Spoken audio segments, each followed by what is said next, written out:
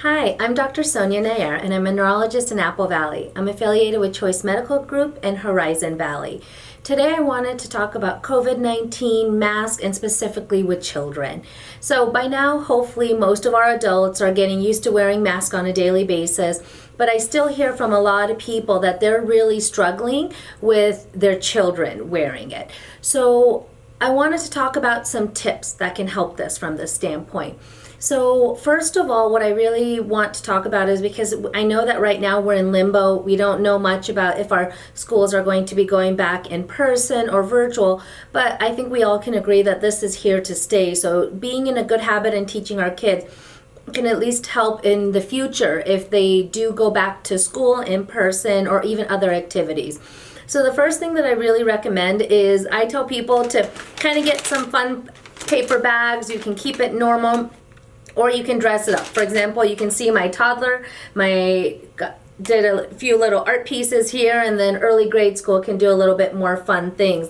But the real reason is because from a mask standpoint, masks really should be worn by one person, meaning try not to interchange masks between people. So by keeping brown paper bags, one for each child, even adult, kind of helps separate them.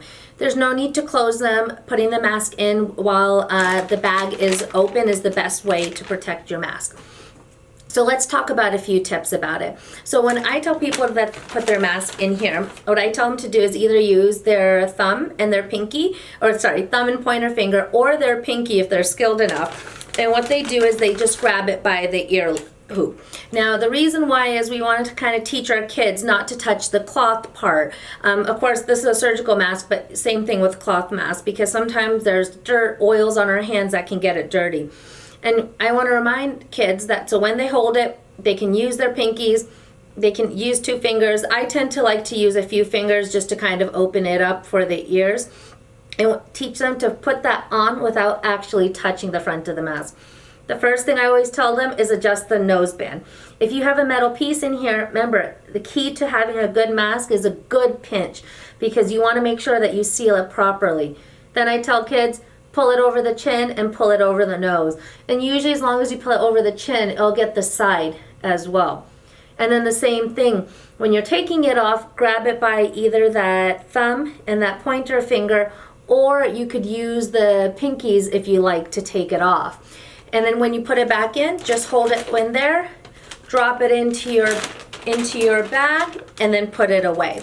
Now, a few things that I've noticed is that especially some kids have problems with the ear hoops being too big, too small. Sometimes even attaching a small bead to it or one of those toggle beads can make it smaller or bigger if needed. Another thing is kids losing masks. Kids always are going to be losing masks. So I've seen people get lanyards with a little clip it onto the ear hoop so then people can keep it while wearing it. The next thing I want to talk about is the key is to practice in small increments. Teach kids 5 minutes every day, build it up to 10 minutes, build it up to 15 minutes, and make a habit to always wear it. Kids really do follow by example. So if the adults in the household wear it all the time, don't touch it, and don't complain, kids follow pretty easily. I think you'd be quite surprised how easy even a toddler can wear a mask if they're taught to. So the last thing I want to remind people is that unfortunately in our county, our hospitals, our ICUs are at capacity already.